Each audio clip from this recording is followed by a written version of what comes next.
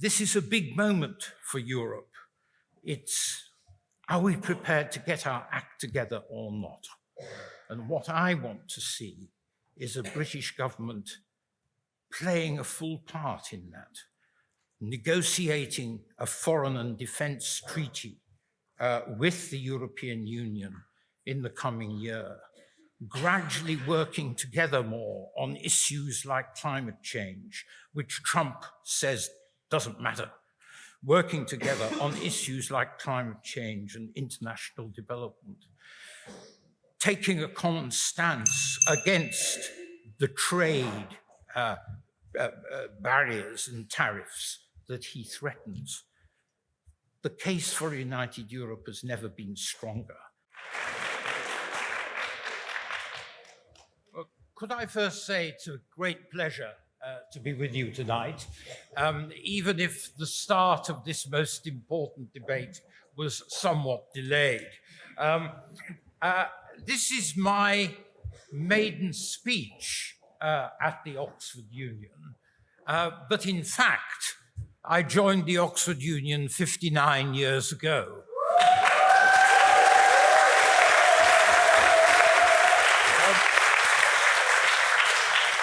And I was one of those rather nervous, shy lads who'd been to a state school who couldn't quite cope with the atmosphere of the Union as it then was. Well, for those of you who feel that, you might end up in the House of Lords one day.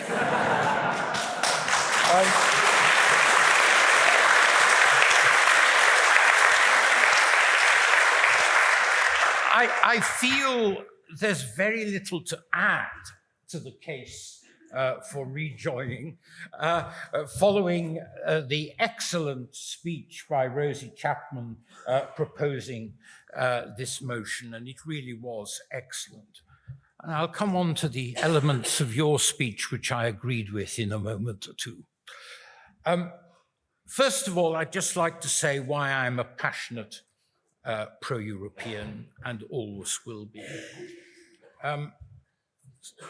This year, it is the 75th anniversary of the establishment of the Council of Europe, which then produced the European Convention on Human Rights. Next year is the 75th anniversary of the Schuman Declaration, which led to the coal and steel community, the common market, the European community, and now the European Union. These are some of the best moments in European history. This is when, after the devastation of the Second World War, after the horrors of the Nazis, we came together in Europe to ensure peace, to build a common framework of democracy and human rights, and through the emerging European Union, to be able to tackle effectively problems which nation states in our increasingly interdependent world are no longer able to tackle on their own. And the inspiration for these great movements, these historic developments, which are really historic, was partly British. If you have any doubts about Europe, I recommend you to read one thing. Read Winston Churchill's Zurich speech, in which he talked about creating in 1946 a kind of a United States of Europe. And thus, it is so tragic that today the Conservative Party rejects Europe.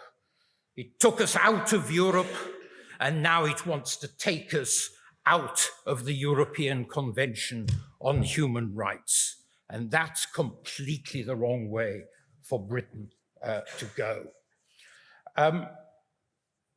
Now, of course, there are problems with the EU and problems with European institutions. I always When I worked for Tony Blair, I used to write him a memo every weekend about how I saw the present state of things.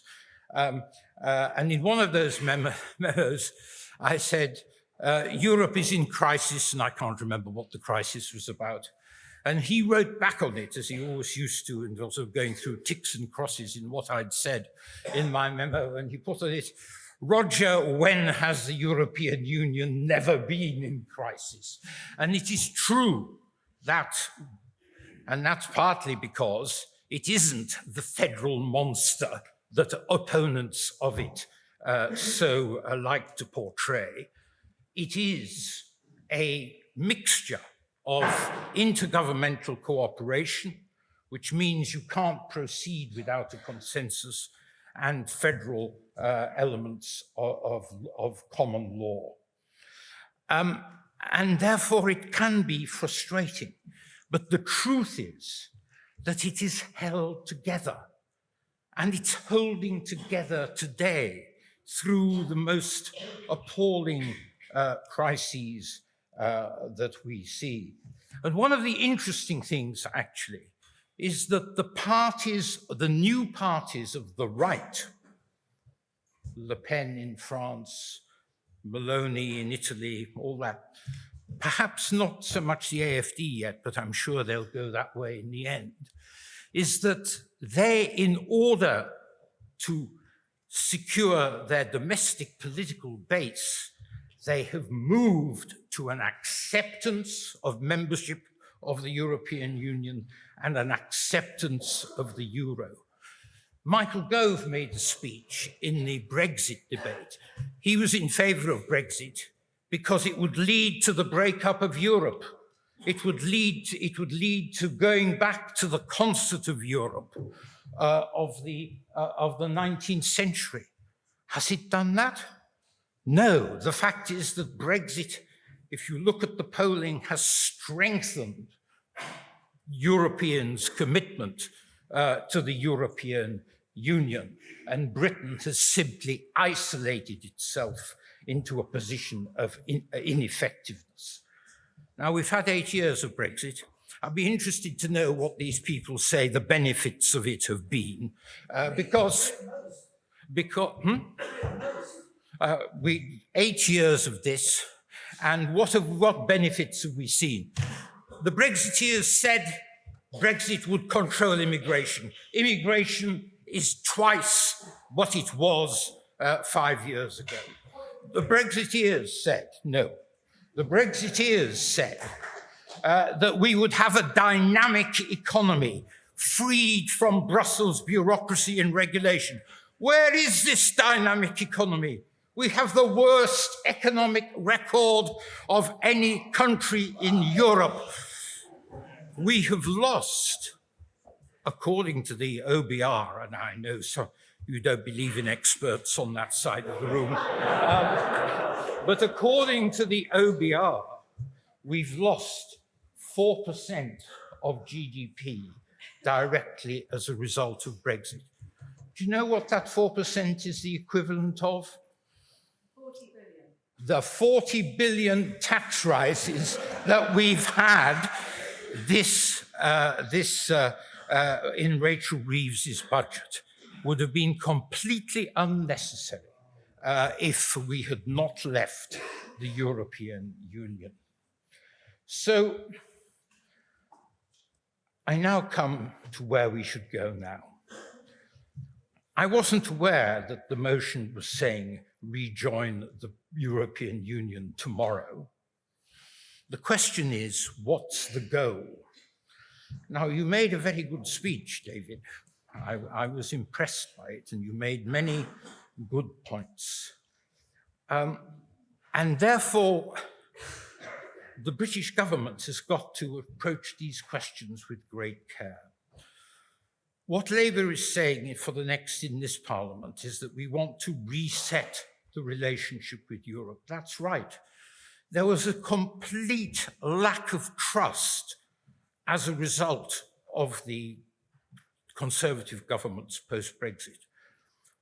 Boris Johnson signed a treaty and within a few months told the European Union he wanted to rip it up on Northern Ireland. There has been a massive loss of trust on the other side of the Channel.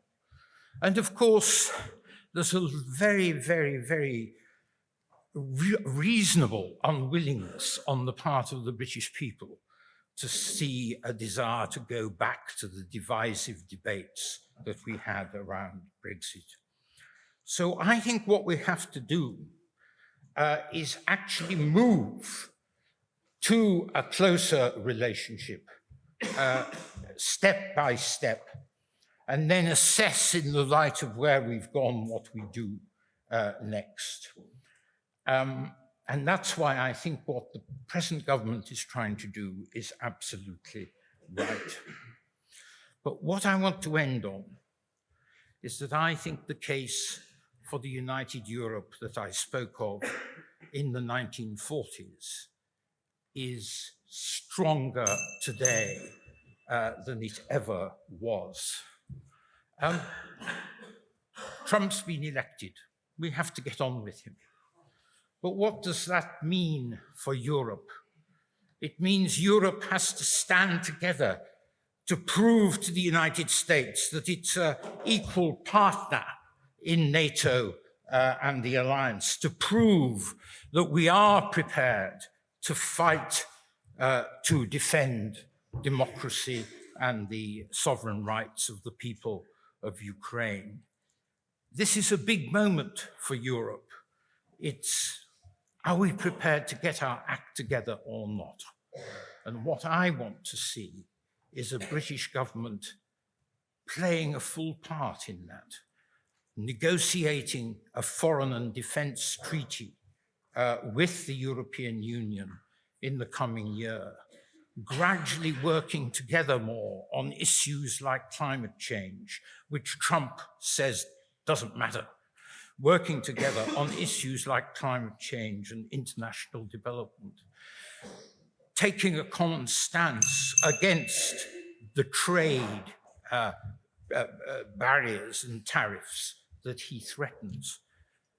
The case for a united Europe has never been stronger, and that's why I hope this House will support this motion.